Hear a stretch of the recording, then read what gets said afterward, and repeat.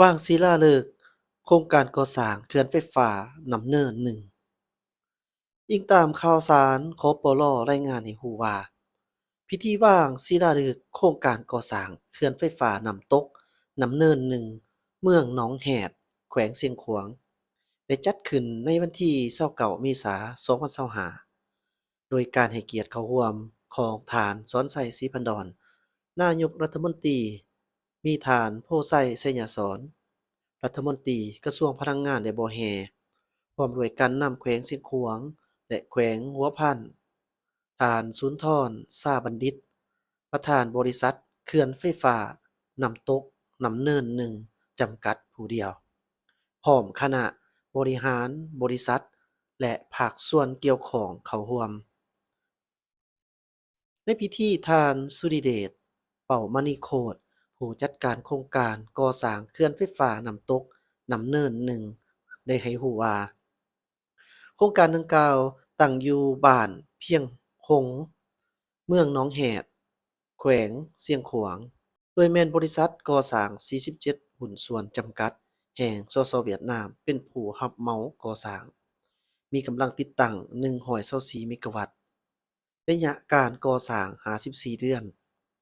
ตามแผนจะสำเร็จและเปิดน้ำใช้ในเดือนกันยายน2028มูลค่าโครงการประมาณ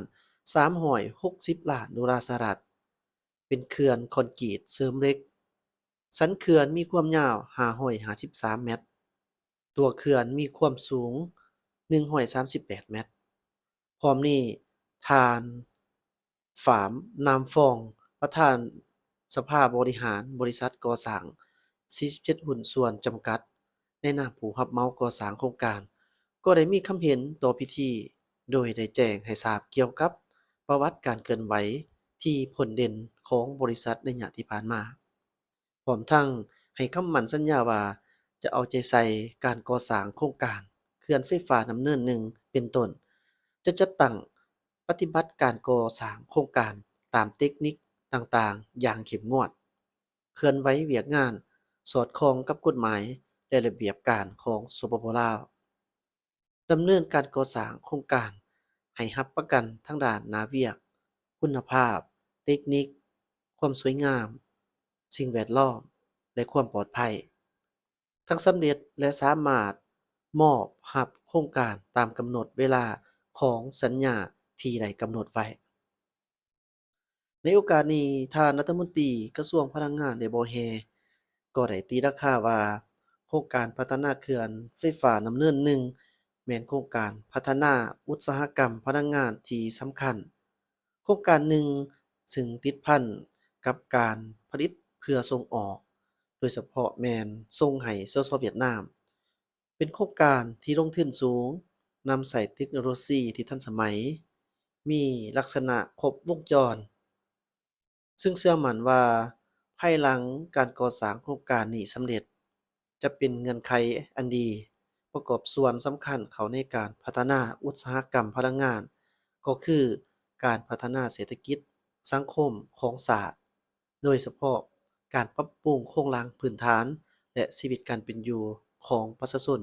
อยู่ท้องถิ่นที่โครงการตั้งอยู่ในปัจจุบันก็คือในเฉพาะหน้าและยาวนาน ให้นับมือดีขึ้นเป็นก้าวๆในตอนบ่ายวันเดียวกันท่านนายกรัฐมนตรียังได้ไปติดตามกวดกาเบิ่งสภาพการจัดตั้งปฏิบัติโครงการขุดค้นแร่เหล็กแร่หายากของกลุ่มบริษัทนิกสันพัฒนาบ่อแร่จำกัดอยู่เมืองเหี่ยมแขวงหัวพันและได้ซี้นำบริษัทดังกล่าวสืบต่อเอาใจใส่จัดตั้งปฏิบัติโครงการของตนให้สอดคล้องกับเทคนิคกฎหมาย และระเบียบการที่เกี่ยวข้องให้เอาใจใส่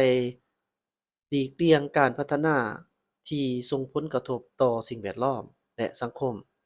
ให้บริษัทพิจารณาก่อสร้างโรงงานเพื่อปรุงแต่งแร่ธาตุเป็นผลิตภัณฑ์สำเร็จรูปเครื่องสำเร็จรูปส่งออกเคียงคู่กับการดำเนินการขุดค้นเพื่อสร้างมูลค่าเพิ่มก็คือรายรับให้บริษัทก็คือประเทศชาติหลายขึ้น ให้บริษัทประกอบส่วนเข้าในการพัฒนาท้องถิ่นโดยเฉพาะแม่นปรับปรุงชีวิตการเป็นอยู่และโครงสร้างพื้นฐานอยู่ท้องถิ่น ให้นับมือดีขึ้นเป็นก้าวๆให้องค์การปกครองท้องถิ่นทุกขั้นสืบต่อเป็นเจ้าการติดตามซุบยู่การปฏิบัติโครงการให้สอดคล้องกับสัญญาก็คือกฎหมายและระเบียบการที่ได้กำหนดไว้อย่างเข้มงวด